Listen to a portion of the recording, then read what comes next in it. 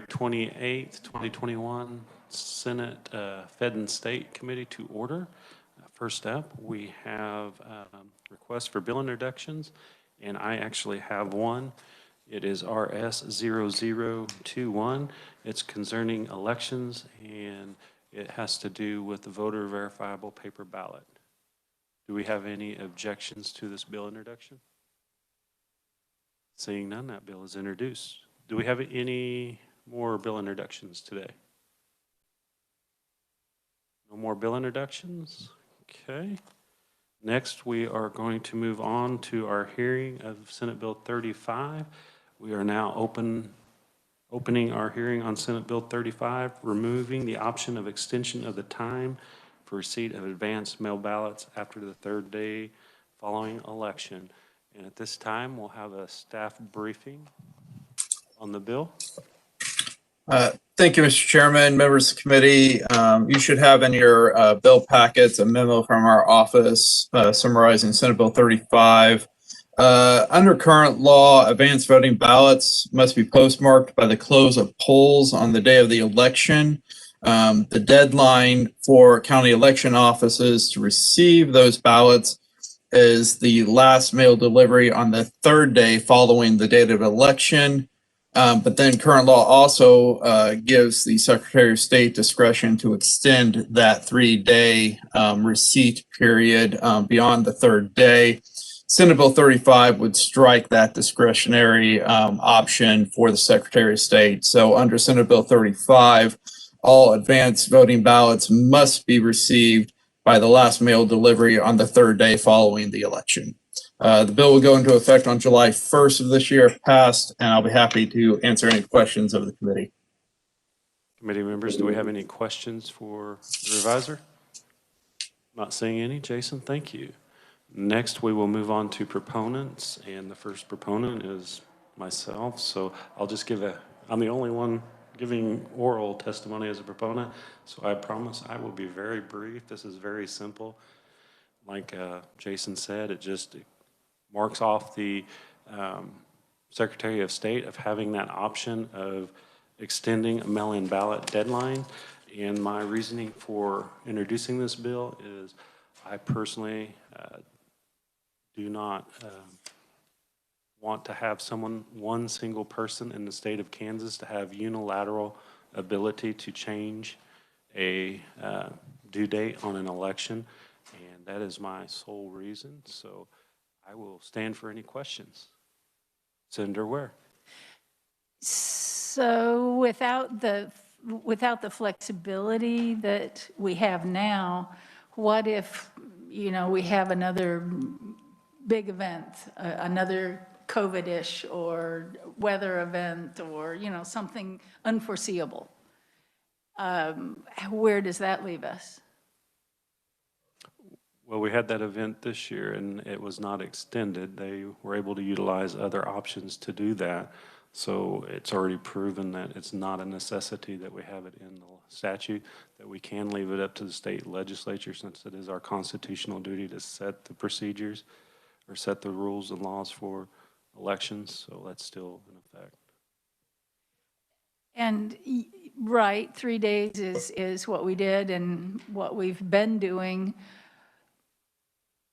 I don't know, it just seems like leaving a little wiggle room for the unknown, because the next one may not be like this one that the 3 days worked for us. So that was just, I understand not leaving it in one person's hands, but anyway.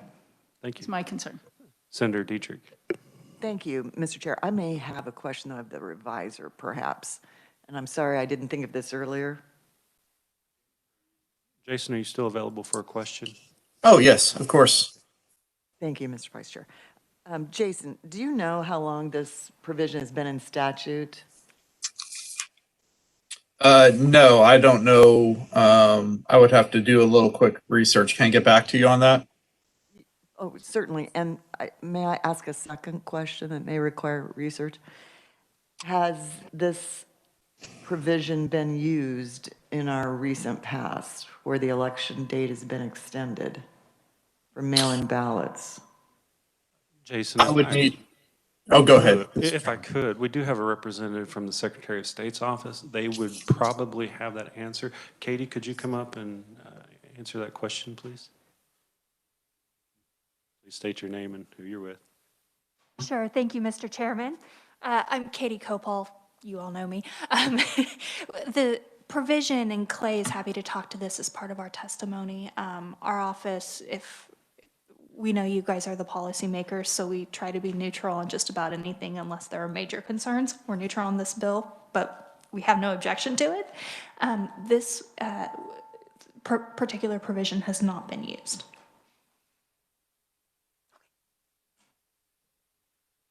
Are there any other questions? Opponents? Senator Foscato. Thank you, Mr. Chairman. What about having problems with the United States Postal Service? That may occur. We are getting more to whereas individuals can purchase their stamps online, they can do, but then there's people like me, I just like the good old United States Postal Service. I like to vote in person. I'm still old school. However, we are in the 21st century where everything just keeps changing. And so one thing that we know is consistent is change. And so if you would please restate so you said you didn't want one person to have that sole duty, but Secretary of State is elected to kind of help make some of those decisions at so you don't think you're taking away his discretion to operate? And then, Mr. Chairman, don't we want to consider that the United States Postal Service, because for me, for 2 months, my mail normally would come like at 11 or 1 in the afternoon, but it actually came at 5:30 and 6 p.m. And so I just happened to be outside and I saw this person walking down the street with the minor headlight on his forehead. And I'm like, who is this person? And it was the postal carrier. And we took a selfie together, but I got it on my phone now. And so I just said, wow, I couldn't do this job, but still my mail was late. And so don't we want to consider that with changing that option for the Secretary of State, Mr. Chairman? Or, yeah, you can be Mr. Chairman. Thank you, Senator Foscato, and that's why there's a 3-day extension already in there in statute. The mail, I think it would be something that I'm not sure the Secretary of State having that much would want to put something out there just because he started getting a lot of complaints about the Postal Service. I think the intent originally was for something different. I don't know, but we do have as a policy 3 days after the election day to receive advance ballots, so that's still there to take into consideration the Postal Service. Do we have any other further questions for proponents? Is there anybody else wanting to testify? Senator Foscato? So I'm just saying, so since we already have that 3-day period, so did the Secretary of State weigh in on this of us taking away his or her power? They're scheduled to testify as neutral. Is there anybody else that would like to testify as a proponent? Not seeing any. Committee, I would draw your attention to the written only proponents. Susan Haynes herself from Wichita, Kansas. Emily Hamburger herself from Bel Air, Kansas. And John Axtell and Blake Branson, both of Bel Air, Kansas. We will now move to neutral testimony. First up, we have Clay Barker, Deputy Secretary of State. Welcome, Clay. Thank you, Mr. Chair, it's members of the committee. It's a pleasure to be here again. As my colleague Katie stated, the Secretary of State's position on this bill is neutral. Although we have a general unease with unfettered discretion given to any sole individual, we believe it's up to the legislature to decide what powers can be granted and what limits can be placed on that grant of power to the Secretary of State. I'll give you some general background on this and answer some questions. First, the statute was passed in 2017 that gave the 3 extra days for mail ballots to arrive as long as they were postmarked by Election Day. It also pushed back the date when advance ballots could be requested, so you have to request them earlier. That was because it became clear the Postal Service could no longer confirm that mail would be delivered within 3 days. It was more like a 7-day standard. So this statute took that into account and sort of pushed the boundaries of mail back. You could receive them later, but you had to ask for the ballot earlier. It has never been used by the Secretary of State. We've only had, I guess, 4 elections he could have used it in, 2 primaries and 2 generals. As you're probably all aware, the Secretary of State does not have a lot of direct role in running elections. That's done by the 105 county election officers. We have a lot of supportive role. There's 380 statutes that tell us to do things in regards to elections. You know, for instance, 43 give us power for regulations. We approve forms, we file things, we collect fees, we certify things. We do a lot of coordination and liaison because of our expertise. Only 2 statutes allow the Secretary, and this is one of them, to actually make a substantive change during the election process, which would be probably the 3 weeks before Election Day. So there's not, this grant of authority is not common to the Secretary to be able to jump in and change something that's already set in statute.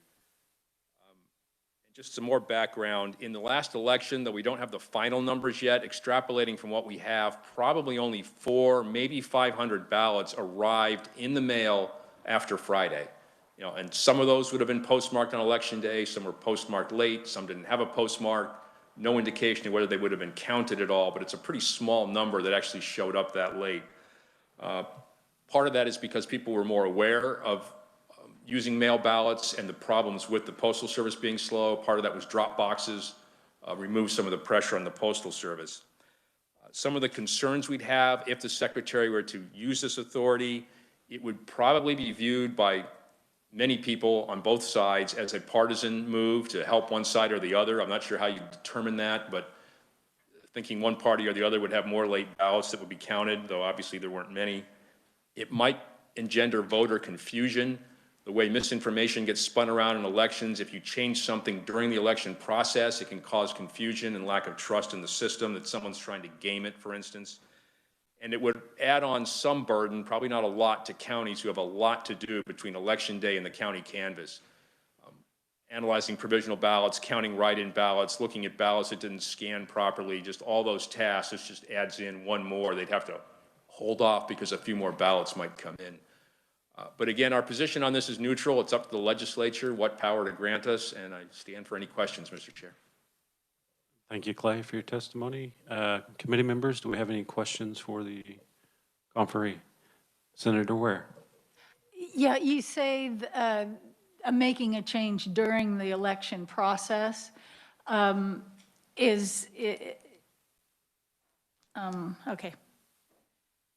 So what, if the idea, so it only comes up right at election time? It wouldn't be something that people would know ahead of time then? It's not, the discretionary power is not bounded. I guess the Secretary could announce it months before an election. The way we saw it is during the election process, so mail ballots have gone out, they start coming in, something happens, and then during that process, the Secretary would tell the counties, you can take ballots one day later, maybe just Saturday, a week later. It's not bounded. So that change would probably occur while people are voting. But again, the statute doesn't say that. It just says he can grant extra time. Any further questions for the conferee? Senator Longbein. Thank you, Mr. Chairman. Clay, in thinking through this, what if there was a natural disaster in one of our counties or multiple counties that prevented any mail ballots that were from the last 4 or 5 days, tornado, earthquake, whatever, prevented mail service, what would happen to those ballots? If the secretary was not able to extend because of a natural disaster or something like that, would they just not be counted? We discussed that in-house because we had a lot of questions about whether the secretary would use this authority during the last election, and some people demanded that he use it. What would trigger a proper use of this as opposed to just an arbitrary? And that would be one where something occurred that stopped the Postal Service delivery, but the voters didn't have notice. Like maybe it happened on the day before Election Day, so mail was caught. The example I always use was anthrax at a postal office, since that had happened before. But we never made a decision on what policy or what actual type of emergency would trigger the use of this. But if ballots were stuck in the Postal Service and didn't arrive by Friday with last delivery, they wouldn't be counted. Senator Foscato. Mr.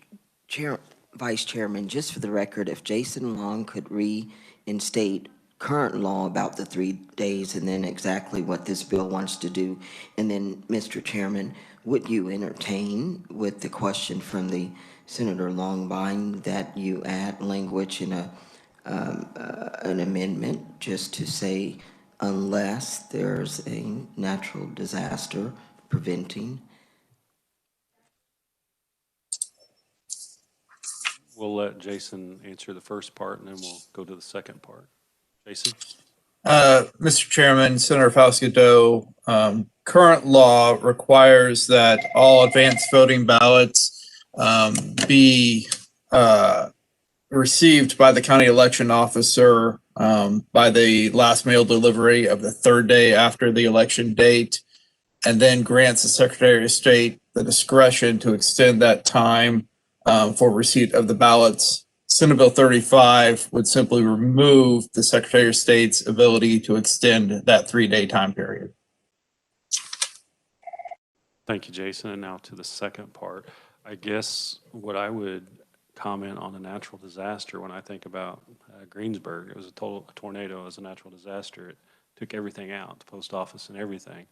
So during that situation, if that was during election time and that post office had ballots, that natural disaster takes out that post office. With it would be the ballots. What would you do in a situation like that, and how would keeping this in fix that? Because you don't know what ballots are there.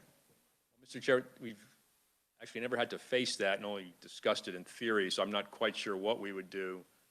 We always try to ensure as many ballots are counted as possible, but we also know there has to be a deadline so the process can move forward and we get final official results. And it's a balance. And just for the colleague encouraged me to tell you, the other statute that gives the secretary discretion is 25622, which says the secretary in an emergency can allow for alternative ballot distribution. And that was passed in 1998, I believe, when a polling place in Wilson County was surrounded by a flood and nobody could get to it. It was in response to that issue. But there is another source of authority on that, but I couldn't give you a complete answer to that question. I'd have to wait and see what the actual facts and circumstances are. Thank you. Are there any further questions for neutral opponents? Senator Peterson, not opponents, but neutral, Comfrey. This bill does not change that other authority, though, does it? No, I believe there's another bill that would somewhat modify that authority to put a little more restrictions on it. So again, so an individual Secretary of State couldn't just use that power. For instance, in this last election, there were demands that Secretary Schwab cancel all polling places and go to all mail ballots just based on that statute. Thank you. Any more questions for neutral? Not seeing any. Clay, thank you very much for your testimony. Do we have anybody else that would like to testify as a neutral? Comfrey. Not seeing any. We will move to opponents, and the only opponent that we have is remote, and that is Austin Spiller with the ACLU of Kansas. Austin, welcome to the committee. Thank you so much, Vice Chair Hildebrand. Members of this committee, I do appreciate the opportunity to present testimony virtually today.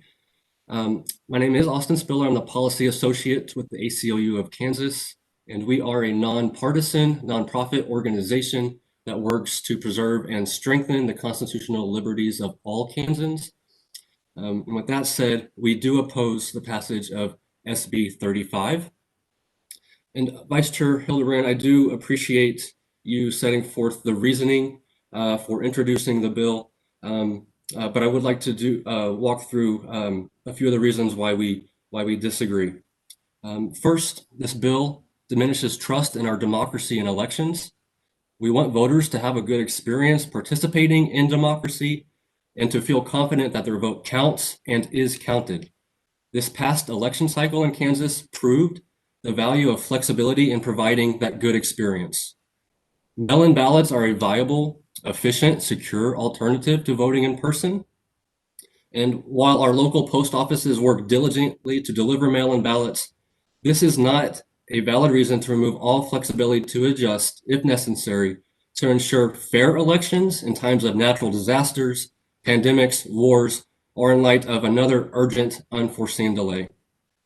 And like Senator Faust-Godot mentioned, this bill fails to acknowledge like natural disasters, wars. I mean, there's just so much unknown in our lives, and we need to accept the fact that United States Postal Service may not always be capable of delivering mail within that 3-day time frame.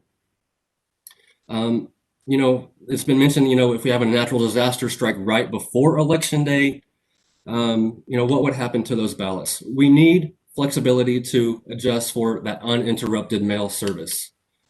If you pass this bill as written, you will take that flexibility away and make government less responsive to citizens' needs in times of crisis. And finally, and most importantly, this bill as written, it is an overt act of voter suppression. While we do understand the reasoning for introducing it, we do not feel like that is a valid reason for enacting the limits posed by this bill. It is a punishment to hardworking, civically minded Kansans who do their part to mail their ballots on time and who in turn expect every properly postmarked vote to count. This bill eliminates all flexibility when properly postmarked ballots may otherwise count.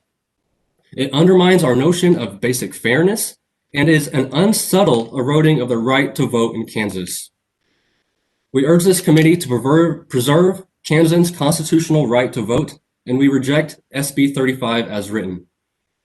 Running a fair elections means retaining the flexibility to account for things like natural disasters, pandemics, wars, or other urgent crises. This flexibility is even more important because our elections rely on the Postal Service. And like I said, SB 35 removes that flexibility at the detriment to all Kansans and to our democracy. I thank you again for the opportunity to present testimony virtually, and I am happy to answer questions for this committee at the appropriate time. Thank you. Thank you, Austin, for your testimony. Committee members, we will open up for questions, but I do have a question for you, Austin.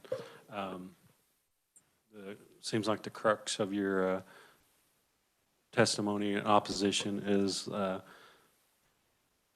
in case of a natural disaster. I did pull up state statute 25-622, and I'm going to read it real quick. It says ballot distribution in times of disasters or emergencies. The Secretary of State may designate temporary alternative methods for the distribution of ballots in cases of war, natural or man-made disasters, equipment failures, or emergency conditions or circumstances which make it impossible for voters in a voting area to obtain ballots as provided by law. So knowing that now, would that change your objection to this bill? Or at least that part of it? No, Senator Hildebrand, it would not, because at least my understanding of the bill that you just cited, it talks about distribution. And we are talking about once people have already received their ballots, they have been distributed. They have put it in the mailbox according to the law. It's postmarked by Election Day. So really, we're not talking about the distribution of ballots. We're talking about providing a fair process who have mailed in their ballot according to law by Election Day. They should have the right to have their vote counted. And so that is our objection, sir. Okay, thank you. Any further questions for the conferee? Senator Ware. Thank you. So the one bill is strictly and only about distribution of ballots, and the other bill is strictly and only about the return of ballots. So the one doesn't speak to the other. That is certainly correct? my understanding and interpretation of the bill. I'm happy to confer with my colleagues and yeah, get their consensus as well. But that is my interpretation, and I feel like it's a fairly straightforward reading of that. Thank you. Maybe Clay, would you be able to come up and on the distribution? It's pretty distribution's pretty wide open word that you can mean. The distribution to and from. There's two ways to distribute: going to and returning. So, can you give some clarification on that? Mr. Chair, probably can't bring a lot of clarification. 622 is 20-plus years old. It also has never been used, and sometimes we even forget it's there. And it's pretty expansive, everything from, I suppose, thermonuclear war to your printer runs out of ink, that the Secretary could issue a directive to change how ballots are distributed. It was also passed about the same time mail ballots were just beginning, so I'm not sure how it envisioned that use. But as far as distribution goes, we, again, thought about this, discussed it in-house. If something were to happen, say, on Election Day and ballots were stuck in a post office, the Secretary could perhaps authorize issuing mail ballots to those people that would then fill them out and submit them as provisionals, so they wouldn't vote twice, but their ballot would get in. I don't know if that would cure the problem. But to answer your question, distribution is a pretty broad term. And again, it's given the Secretary discretion. There's words there, but how he actually applies it to the facts, we're not sure. Again, it would have to be case by case. Thank you, Clay. Do we have any further questions for the conferee? Senator Foscato. Thank you, Mr. Vice Chairman. So I've served on the Election Commission, a committee in the House of Representatives and here in the Senate since 2004. And so I live in Sedgwick County. The distribution piece, that's why I asked Jason Long, the reviser, to explain it for the listeners and for us who in here who don't serve on the Election Commission, to understand what current law is and what this Senate Bill 35 attempts to do. Mr. Vice Chairman and members, so if I request an advance ballot by law, there is a time that I should receive that ballot, and then it lists on that application when I need to return it by in order to receive an advance ballot. And then it also tells you you need to have this mailed back and postmarked by this day. So that's already kind of covered. However, during COVID-19 and the tardiness of the United States Postal Service, I did have a lot of people calling me saying, even if I abide by current law and I mail my advance ballot back, I just don't see it getting there in time because of how late the mail was running. And so that's where everybody started to, take their ballot to the election office. So but I wanted to ask the conferee, the opponent, with what we've, as the vice chairman said, with the other discussion that you've heard of existing law and that there should be some deadline, and there is, if I'm understanding Mr. Clay correctly, and I kind of read over the Secretary of State's notes, that there's already something in place. I think Clay mentioned, and I'm glad I didn't live wherever that was where a flood kept everything out. Wow. I'm glad I can swim. But so does that change your mind, or do you have an amendment, something that we can address this issue and not affect one's right to vote in democracy. Thank you. Thank you for the comment and question, Senator Falscado. To be honest, we do not have an amendment at this time. I think probably one of the main reasons we do not have an amendment is that really, we recognize that, that deadlines are necessary to like keep things moving forward. But it's hard to, reconcile just removing all of that discretion. We're certainly happy to keep the conversation open. But like I've mentioned, really as written, it's even with considering this other bill that talks about distribution, I really think if this bill were to pass, it's certainly it could potentially be a bad precedent. And I think it's really going to send a bad example or it's going to send a bad message to the people of Kansas.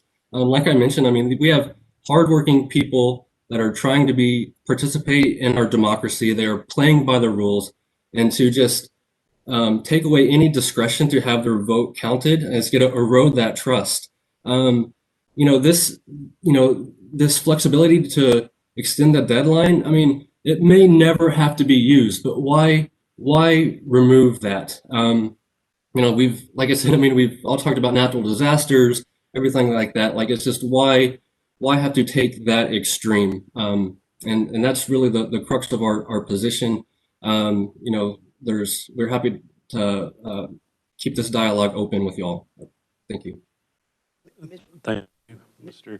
Mr. Miller. Vice Chairman, can I just respond? I think that we heard that the Secretary of State, some people were trying to force him to use it when it should be up to him to use it. So we don't want people to take advantage of it. So I see the point of the legislation from that perspective, Mr. Vice Chairman. But anyway, thank you.